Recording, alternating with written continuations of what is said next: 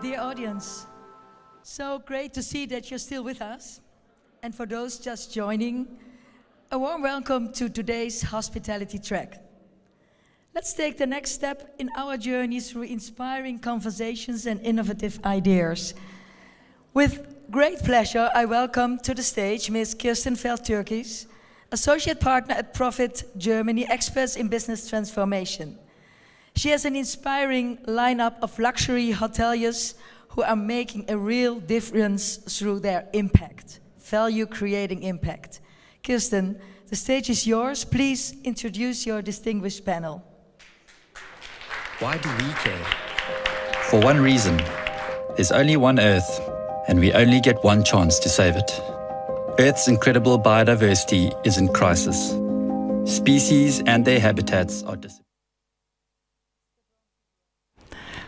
Small misunderstanding. Thank you, Caroline, and a very good morning. And I'm extremely happy to be here today to moderate this panel with our impactful hoteliers. And actually, exactly a year ago, I was on this very same stage, and I moderated a panel on the impact of luxury hotellerie in making pioneering moves in impactful and sustainable projects in hospitality. And I'm even more happier today that I can bring three wonderful, inspiring experts to this panel who will give us some hands-on insights on how that actually works. So I have on my panel, as you will be able to see on the right, I have Henning Schaub, Zoran Pejovic, and Simon Stubbs. But before we start the panel, I'm actually going to have a little dialogue with Henning from the Eriro for a little chat on his exceptionally unique boutique hotel concept that he is managing in the Austrian Alps. I already said it's the Eriro Alpine Hide. Henning is actually a very seasoned and experienced travel expert, and particularly in the lifestyle environment. That includes 10 years with design hotels and that portfolio of independent luxury and lifestyle hotels. And then Henning actually followed his call to being back into a more operational role when he went back on property again. As such, he did open a number of much talked about boutique hotels, and all of those had a very strong focus on operational excellence and impactful experiences.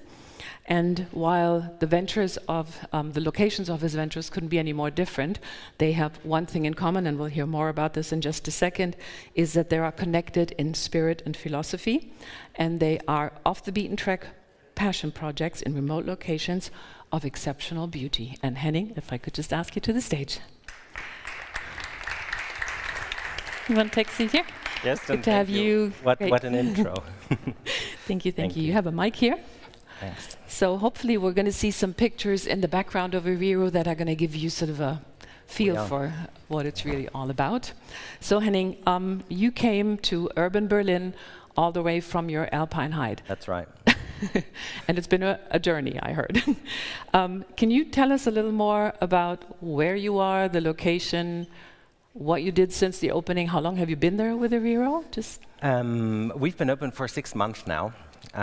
Short period of time, really, so it's a fairly new project. At the same time, 2 very different seasons. We are on 1,550 meters on the Austrian side of Mount Zugspitze, which is the highest peak of the German Alps. So the first town, once you cross the border coming from Garmisch-Partenkirchen, is Ehrwald.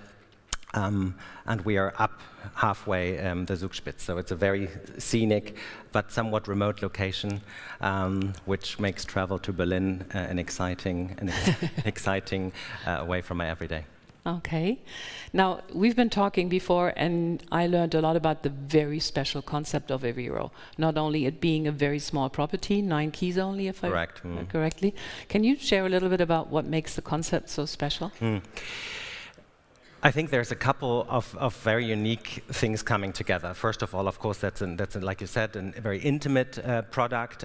But then I think it's by heart a real passion project of our owners, who are local. They all grew up in the town of Erwald and are childhood friends, and actually had this unique opportunity of purchasing an old Alpine inn and rebuilding, remodeling the beautiful location in this natural habitat to create something that is truly unique and really an homage to their hometown. And I think this, for me, when we talk about mindfulness, is really key to experiences and guest experiences, to give them a unique, personalized, individual sense of where they are and what they get to experience. So ultimately, everything that we do is really deeply connected and linked to the destination. So it's an homage to their hometown, as is the name. Eriro is an old German dialect for Eriwald, Erwald, this location, this town, which means at the entrance to the forest, which is exactly where it is and what we are and what we do. So it's a unique getaway in nature, embedded in this beautiful mountain scenery. We use local materials, obviously, for the That's what I was going to ask. Yeah. Since our topic is impact today, Yeah. what would be sort of some key highlights of the impact of Eriro? Yeah, there's several. Like, for instance, like in the construction of the Alpine Inn, really only working with local materials, local craftsmen, but then also translating this to the guest experience, for travelers to really have a mindful reflection on where they are and what this area of Tyrol is known for and has to offer. For instance, our guests get to enjoy carving workshops, like in creative pursuits. They get to do pottery and work as craftsmanship, and these local practices are so important to the area, and they get to learn about this and practice this. And at the same time, this allows them really access to more mindful ways of experiencing their surrounding, in being with nature, having this unique opportunity of being in a secluded destination on this altitude, surrounded by this beautiful, pristine mountain lakes and forests, being the first one on the slope in the morning, now in the winter season, but in summer maybe, taking a morning hike for sunset and having these unique moments to experience this. Now, there was one thing that really struck me, and I'm sure it puts a question mark on everyone's forehead in the audience, is you have a zero-waste kitchen. That's true. Yeah. Talk about that a little bit. Well, I mean, obviously, the fact that we are somewhat remote and geographically secluded is a no-brainer. Everything that we bring up the mountain needs to go down one way or the other. So that's sort of logic to use everything that we do. But indeed, I mean, we produce everything that we serve by ourselves. We make our own pâtés. We use the entire animal from head to toe. We use the entire plant that there is. We use it for flavoring, salts, for pickling. There's lots of, as much as it's also rooted in local traditions and heritage, there's lots of traditional ways of cooking. Like, we cook on the open fire, we preserve, we ferment, and ultimately also use products that may not be in season in a different way. The kitchen team has produced much of the things that we currently serve during the summertime, which is very impressive to see in the basement where everything is stored. And guests actually do enjoy this approach a lot, which is ultimately things that now, if we live in the big cities, we know of, but we sort of don't practice. And these are things that our grandmothers would always do: preserve fruit in summer when it's in the season, and then eat it over the winter time. And these are things that we're very proud of continuously doing, and by this also reducing waste, but also not having additional transportation up the mountain and down again. I think any of you who wants to sort of go deeper into the subject, Henning is going to stay on. I had a longer conversation with him, and I can only tell you it's super interesting, and it's something that is also inspiring for our very own personal behavior. So I think we are actually going to talk later on, when we have the full panel on stage, about what this does to the guests and what they're really taking away. But I would now like to move to my next panel guest, so that we get complete on the stage, and that is Zoran Pejovic, who is also a very seasoned hospitality expert in particularly development. Zoran. Take a seat. Good to see you. You grab the microphone. So maybe just a little bit of background on Zoran while he's here on the stage. So he's been in the industry for over 2 decades, and he's always been specializing in the luxury and ultra-luxury segment. Zoran has, and I need to sort of put this one after the other, conceptualized, developed, opened, and operated some of the world's most distinguished hotels and restaurants. He does take a very multidisciplinary approach to solving industry challenges, in always committing to responsible practices, and he has a deep belief in the power of education and the human potential behind it.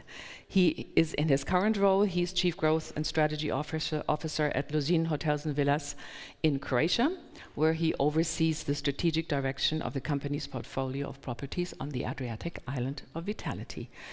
Zoran is famous for offering actionable strategies. I like that, actionable strategies, not something that sits on paper and ends up in drawers. While challenging to rethink conventional hospitality paradigms, and he has a personal passion for exploring and developing niches in the luxury hospitality segment. So, perfect guest on our panel today. And now, last but not least, I'd like to ask Simon to the stage. Simon Stubbs. He's joining us here on stage from Wilderness, a company. Hi, Simon. Good to see you again. We're not hugging and kissing because we did see each other before. So Simon is working for Wilderness, a company operating high-class camps and lodges across the African continent and expanding, as I learned the other day. He is the Chief B2B Sales Officer and the MD for South Africa, and he brings over 23 years of experience to the plate, and he's driving the B2B strategy and leading the South African business of Wilderness. Simon's career is rooted in the deep and authentic experience, and he started back in 1999 as a guide in Sabi Sand, I learned.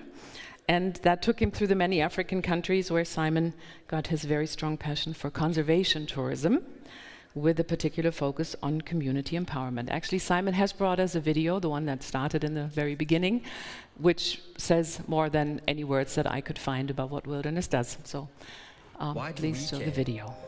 For one reason, there's only one Earth, and we only get one chance to save it. Earth's incredible biodiversity is in crisis. Species and their habitats are disappearing faster than ever. And as custodians of some of the world's last true wilderness areas, we have a responsibility to act, for now and for future generations. This belief is at the core of Wilderness. 2 halves of our operation: hospitality on one side, conservation on the other, feeding into one significant whole. High-value, low-volume conservation tourism that generates the resources we need to make a lasting impact, improving lives while helping protect the world's wildest places. At Wilderness, we want to increase the world's wilderness together, doubling the land we help protect by 2030, and then to double it again and again and again. A continuous cycle of conservation. But how do we do this? By identifying 3 pivotal focus areas that lead us to make better, more intentional decisions about where to direct our efforts. Empowering local communities, educating children, and protecting people and wildlife from threats to their coexistence. These 3 areas guide our investment decisions and determine our conservation priorities as a business. This is how it works. Our impact starts on the ground at our camps, the heart of our business. This is where we share the natural world with our guests. This is where we employ local people, creating job opportunities for nearby communities. This is also where we build with the lightest footprint possible, constantly implementing measures to reduce carbon emissions. Our impact expands from our camp through what we call our spheres of influence, from opening migration corridors, reforestation, and reducing threats to wildlife in our concessions, to empowering local communities with education at a regional level and growing a conservation economy through stimulating small business ventures in the tourism supply chain, to working alongside governments at a country level to develop long-lasting global protection for the land, its people, and its wildlife. And while we like to think of ourselves as pioneers of purpose, it's a journey we'd never have dreamt of attempting alone. Together with our partners for change, NGOs, communities, businesses and our valued travelers, we've built a network of positive force, a collaborative ecosystem that maximizes impact. And it's worked. Today, our dedicated team of 3,000 people create captivating journeys to more than 60 camps in iconic wild destinations for 40,000 guests every year. We help protect over 6 million acres and counting across 7 biomes, supporting 59 vulnerable and endangered IUCN red list species.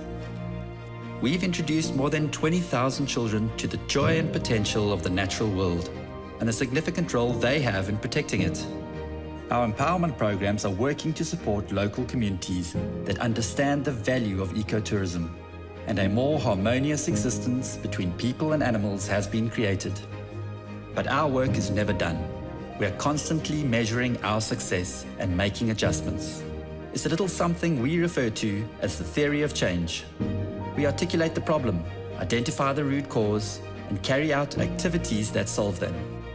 The success of which is defined by clear outcomes, making sure what we contribute to generates results and positive change. Because we, more than anyone, expect the best, holding ourselves to the highest standards. We're aspiring to be the benchmark for conservation tourism, changing people's viewpoints on how they travel and interact with the land they leave behind. We believe that the world's wilderness areas will save mankind.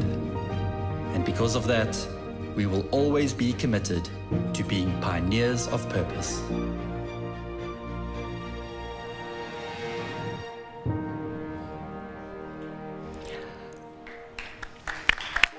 Thank you. Yeah, thank you very much. A very beautiful video. Thank you, Simon, for sharing that with us. And I think we've seen two very different concepts in impactful hospitality, from a rural, very young, very local, to wilderness, in an environment where conservation is key to the business altogether and is key to the survival of the destination.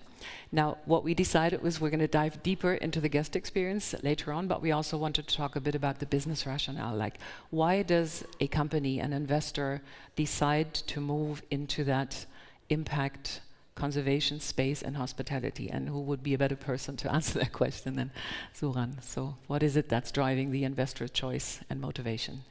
Let me just first start by saying this was so impressive and well put that I have a feeling that whatever I say after this is going to be falling very short. And congratulations, this is impressive. There is philosophy, there's actions, there's everything behind it. So congratulations. Thank you. Really honored to share the stage with you. So yeah, we are talking about impact luxury, and we are often talking about from the perspective of the guests, right? But as somebody who's working often with investors and owners, I try to see how I can impact them first. Mm-hmm. You know, especially in the independent space, you get many investors, or I would argue that 99.9% of the people going into the project don't exactly know what they want to achieve. They have some vague idea. And then we come and we can impact that, the end goal, and we can set little things along the way. But first we need to understand their motivation. So basically you're saying it's not the investor coming to you and saying, hey, I want to build an impactful hotel. It's they have a vague idea, and then you sort of model it and form it. And exactly. It happens, but it's not a common occurrence. Like what Henning has a case, he's called it a passion project, right? That's one type of the projects. That's understanding the motivation of the investor, why they are getting into it. Many of these projects are vanity projects, and that's fine. You know, I have no problem that somebody's name, you go to the United States, you go to my university, and you know, well, every single building has a name of somebody who donated millions. You could say it's vanity, but they did help that university to make it better than it was previously, so it's fine. We got to understand why are they doing it and tap into that, and then orchestrate the whole deal where they feel by doing something that's impactful, that's going to also give them a better return on investment, but not only in financial terms. But as you're saying, return on investment, if we're thinking hurdles and barriers, what is it that could be concerns from an investor perspective when investing into such a project, from a regulations point of view, returns versus a conventional project? So they might not necessarily see those barriers initially, but their barriers start appearing along the way. So very often the barriers come from legislation or from the financial institutions, for example. When I was developing projects, let's say, for example, when I was developing Maslina Resort in Croatia on the island of Hvar, we faced the situation that the banks said, actually, your comp set, you can't put in a comp set hotels from Turkey and Greece and Italy. You only can put in a comp set hotels from Croatia, and this ADR doesn't work for Croatia. So, and then they say, no, the investment doesn't work. And I've had the same situation in a project in Norway. They say, well, show me successful projects like this in Norway. So, well, but if we are the first, we will never, somebody has to be the first. So you really then have to find the investors that are ready to go all in on equity side. But then you face, for example, the side of legislation. Yeah. Where you want to do what we just spoke before. You want to do, for example, pools without chlorine. But then the legislator comes and says, well, I have to calculate that there's exactly this much chlorine in the pool. Yep. So you have to wait and push and push and push and really advocate for these things so that they start changing people's minds, that the goal is more important than what we want to achieve. Well, obviously it's very important how we achieve it. Yes. But the spirit is same with the law, the spirit of the law. Yeah. Then the interpretation to the letter. Yeah, Simon, conservation is one of two equal pillars in the whole concept of wilderness. When it all started, how was that built into the business rationale, the concept, and how does that turn out in your everyday operation? Yeah, it's interesting because the video shows exactly where we are today, but that didn't just happen overnight. I think in the video, Vince mentioned that it all starts with our camps. But when our company started in 1983, we didn't have any camps. We had two pioneering individuals who were visionaries, taking people up in a Land Rover through remote parts of Botswana. The guests were from South Africa. The staff was from South Africa. The food was from South Africa. We would drive in the southern part of Botswana and out the north, and we'd leave nothing behind in Botswana. And they just thought there's got to be a better way to do this. We need to make an impact to people on the ground. We need to be able to preserve and protect these areas that we're traveling through. And that led us to getting our first camps in the mid-1980s. And from that, everything kind of spiraled out of that. Once we had camps, we had areas around that we could protect. We could preserve the biodiversity, like Vince mentioned in his talk there. We could employ local people. We could educate kids in the local communities. And that was the foundation for our model. One camp led to 2 to 3. We expanded into other countries, all with that same model. We now, like you saw in the video, we've got just over 60 camps across 8 countries throughout Africa, and still very much based on that principle. Communities need to benefit. We need to protect the environment within which we operate and preserve the biodiversity.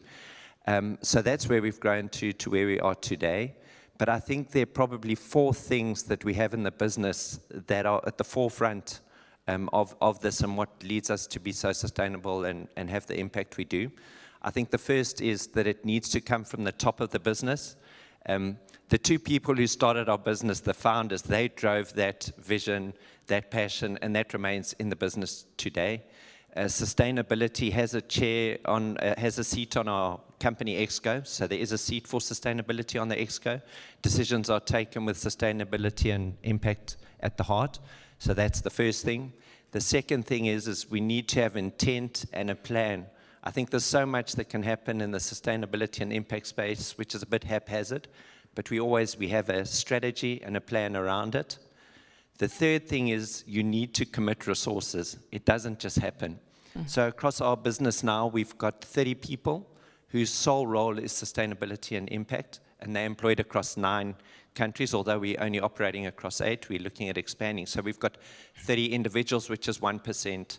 30, yes. Because, I think in many companies we would still find sustainability being a shared function, being an assistant function, and not a dedicated function. And I think that's something many companies would dream of, 30 people that actually make sure that your goals are being pursued professionally.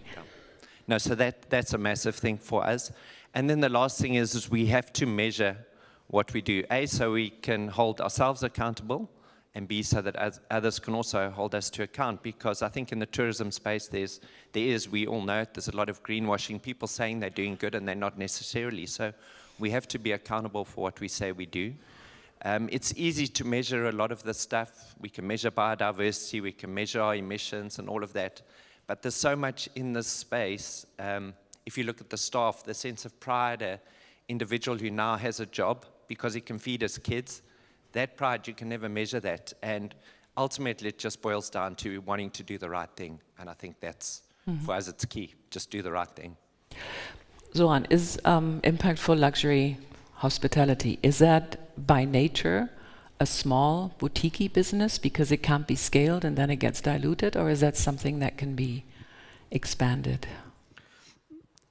I see some colleagues here from the tech sector, so I think we on these smaller scale independent projects can serve as MVPs, minimum viable products that provide a blueprint for larger companies and then chains, almost like laboratories, or so that we see which elements work, which can be scaled. Not everything can be scaled, but when you think of Six Senses starting as one property, Soneva next to each other, then kind of moving to a global chain, then being incorporated in ISG, then moving into the cities, bringing it to kind of urban. I'm not here singing praises to them, but there are elements that they have managed to scale up and transform. Not everything, and you can see that.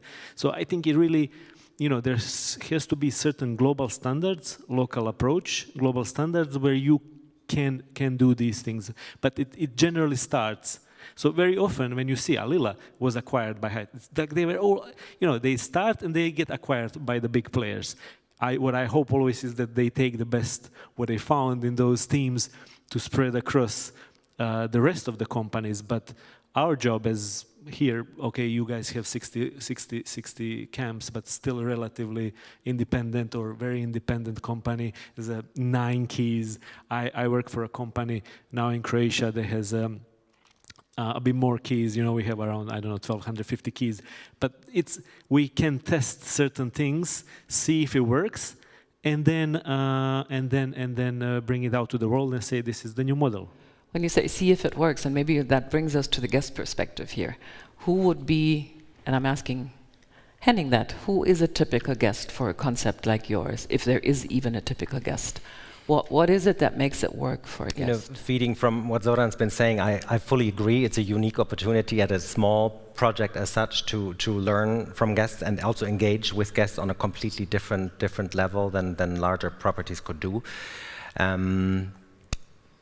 Our entire guest journey is of a very laid-back nature. If you arrive by gondola, it takes time. We offer guests to arrive parts of the trip on foot, to have a really grounded feel, to be embedded in the environment, and it breaks down into so many things, how we reduce technology. There is Wi-Fi, but we will have a dialogue with the guest if they wish to be connected, and or if they have to be connected. And so ultimately, I think we see a lot of very well-traveled guests that are a little bit tired of the ordinary, that definitely have a longing to connect, to connect, well, with people, but also with nature. Like obviously our geolocation is a beautiful surrounding for guests to have easy access to going within, or also enjoying with family or your spouse time together. So I think that is really essential. People craving a real connection, something away from the everyday, to remove yourself from. Ultimately, I have guests telling me when we pre-call with them, say, we are coming to you because you don't offer TVs. We don't want to hear the news. We want to be with ourselves and away from it all. So I think that is the main red thread, that guests who are really craving something very individualized, personalized, that wish to be with nature and with themselves.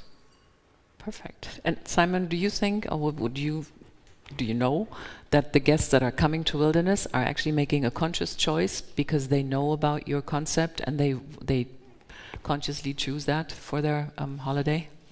I would love to say it was, because it would make my job a lot easier. But I think, yes, the market is becoming more aware of this, but certainly for the first-time traveler to our camps, I don't think it's a major thing in the decision-making process at the point of sale. But once people come to our camps, we get to share what we do with them, they really understand. So definitely for the second-time travelers, but we just want people when they go home to think differently about their environment, about how they use things, about what they're seeing in the environment, biodiversity, and very importantly, what they should be seeing and aren't seeing in the environment. So it's not a big thing at the point of sale, but once people come, then we certainly believe we make a difference. And would you say that it's driving loyalty? Is once they've seen it and they've learned it, they're coming back because of that? Whether that's the key driver, I think it's an important thing. We have a very strong repeat and referral part of our business. But yes, it is an important part of that, yeah. And maybe, a question to all of you. Is that sort of a mission that you have? And, your it's a short-term experience. Clients come to your hotels, to your resorts. They experience something. They get a chance to, have first-hand information. And they could be taking something home that's going to change their lives. Is that something that you would want them to do? Is that something that is sort of a mission? Is that something that you are, I don't want to say triggering, but is that something you are planning? Whoever wants to go first. I like how honest you are about all of these things. This is fantastic. There is a disconnect between what people say they want and what they actually at the end choose, right? So I think maybe our job can be a little bit to bridge that gap, to help them cross to the other side. Because it is nice to talk about all of these things, but when it comes to the moment of choice, they still go for the more convenient and comfortable choice. So in these cases, maybe we can help them do that. But I just, again, want to just not talk only about the guests. We have so much stuff. I've seen largest changes, and this is what you said about the team being so proud of what they do. We are sometimes talking about thousands of people whose lives we impact on a much longer scale than a 3-day or a week stay or 2-week stay. Yes, at Lushing Hotels and Villas we have, I don't know, in a summer 1,000 people. That's 1,000 families that we can affect.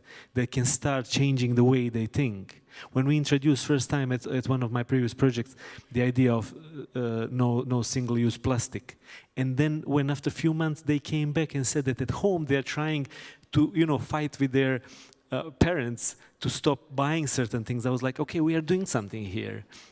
Because the word is kind of spreading. You'll find yourself a little bit of a preacher, yep, where you're actually finding, your tribe and building on it, and then it becomes all honest, because then they are the ones talking to the guests about it, not just us putting down this mission, vision statements, and everything.